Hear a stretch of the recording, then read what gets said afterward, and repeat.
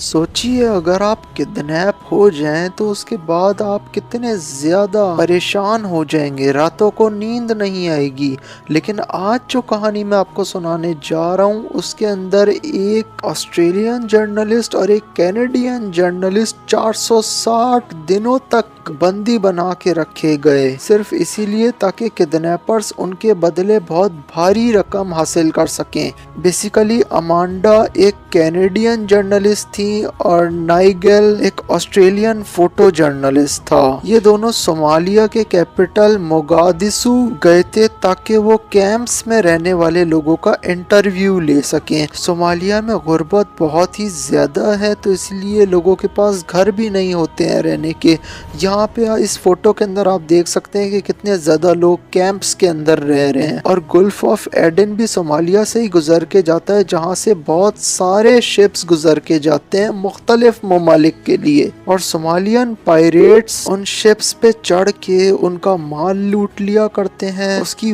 وجہ یہ ہے کہ صومالیہ کے اندر بہت ہی زیادہ غربت اور بھوک مری ہے، جس کی وجہ سے لوگ اپنی بھوک مٹانے کے لیے یہ سارے کام کیا کرتے ہیں۔ ان دونوں جرنلسٹ کو صومالیہ آئے ابھی صرف 2 دن گزرے تھے کہ حزب الاسلام کے دہشت گردوں نے انہیں کڈنیپ کر لیا، اور ان کا جو صومالی ٹرانسلیٹر تھا عبدی فتح محمد علمی، اس کو بھی کڈنیپ کر لیا تھا۔ لیکن بعد میں کڈنیپرز کو پتہ لگا کہ عبدی فتح محمد علمی خود ایک صومالی ہے اور ایک غریب ہے، تو انہوں نے اس کو چھوڑ دیا، لیکن ان دونوں انٹرنیشنل جرنلسٹ کو کڈنیپ کر کے رکھا۔ اس کے بعد پھر ان کے موبائل فونز سے ان کے گھر والوں کے نمبر نکالے گئے اور اس کے اوپر کال کی گئی اور پھر پیسے مانگے گئے جو تھے 3 سے $3.5 ملین۔ اب اس ٹائم پہ آسٹریلیا اور کینیڈا کے اندر گورنمنٹ کسی بھی کڈنیپنگ کا پیسہ نہیں دیا کرتی تھی، تو ان دونوں جرنلسٹ کے گھر والوں نے ہی ان پیسوں کا انتظام کرنا شروع کر دیا تھا، اور اس ٹائم پہ کڈنیپرز ان دونوں جرنلسٹ کو اتنا گنا چنا کھانا دیا کرتے تھے کہ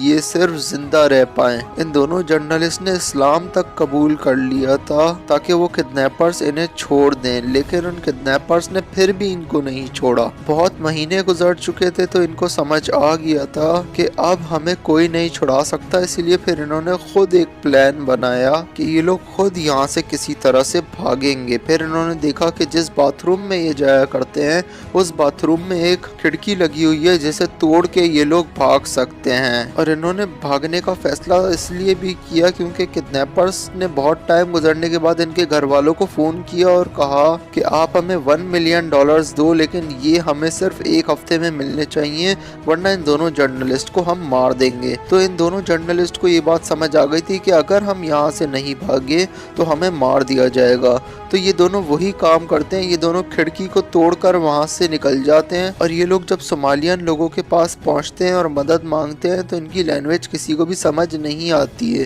اتنے میں وہ کڈنیپرز کو بھی پتہ لگ چکا تھا کہ یہ دونوں بھاگ چکے ہیں، تو وہ دونوں بھی ان کے پیچھے پیچھے آ رہے تھے، تو پھر یہ دونوں جرنلسٹ ایک مسجد کے اندر بھاگ جاتے ہیں، لیکن وہ کڈنیپرز وہاں پر بھی آ جاتے ہیں پوچھتے پوچھتے صومالیہ کے لوگوں سے، اور ایک صومالیہ کے بندے نے ان دونوں جرنلسٹ کو بھاگتے ہوئے دیکھا تھا، اسی لیے وہ ان دونوں جرنلسٹ کا بالکل صحیح پتہ بتا دیتے ہیں، اور مسجد کے اندر آ کر وہ کڈنیپرز نے ان دونوں جرنلسٹ کو پکڑا اور ان کو لوگوں کے سامنے بہت زیادہ مارا، اور پھر واپس لے گئے اور لے کے جا کے بند کر دیا۔ اتنے میں اس میل جرنلسٹ کی بہن نے پیسوں کا انتظام کر لیا تھا اور وہ پیسے ان کی بتائی ہوئی جگہ پہ پہنچا دیتی ہے، اور پھر فائنلی 25 نومبر 2009 کو وہ کڈنیپرز ان دونوں جرنلسٹ کو چھوڑ دیتے ہیں، اور یہ دونوں مسلمان ہو چکے تھے، اور ان کڈنیپرز نے ان دونوں کو 15 مہینوں بعد یعنی کہ 460 دنوں بعد چھوڑا تھا۔ تو یہ دونوں مینٹلی بہت ہی زیادہ ٹارچرڈ ہو چکے تھے، ڈپریشن میں جا چکے تھے۔ اس کے بعد پھر نائجیل ایک کتاب بھی لکھتا ہے دا پرائس آف لائف کے نام سے، اور جو امانڈا ہوتی ہے وہ ایک موٹیویشنل اسپیکر بن کے اپنے کریئر کو کنٹینیو کرتی ہے، اور پھر جون 2015 کو وہ کڈنیپرز بھی پکڑے جاتے ہیں، اور ان کا ماسٹر مائنڈ ہوتا ہے علی عمر اڈیر، اور ان سب کو 15 سال کی قید ہو جاتی ہے۔ لوہے کی راڈ گال سے گھسی اور دماغ سے نکلی، پھر بھی انسان زندہ کس طریقے سے بچا وہ جاننے کے لیے آپ اس ویڈیو پہ کلک کیجیے۔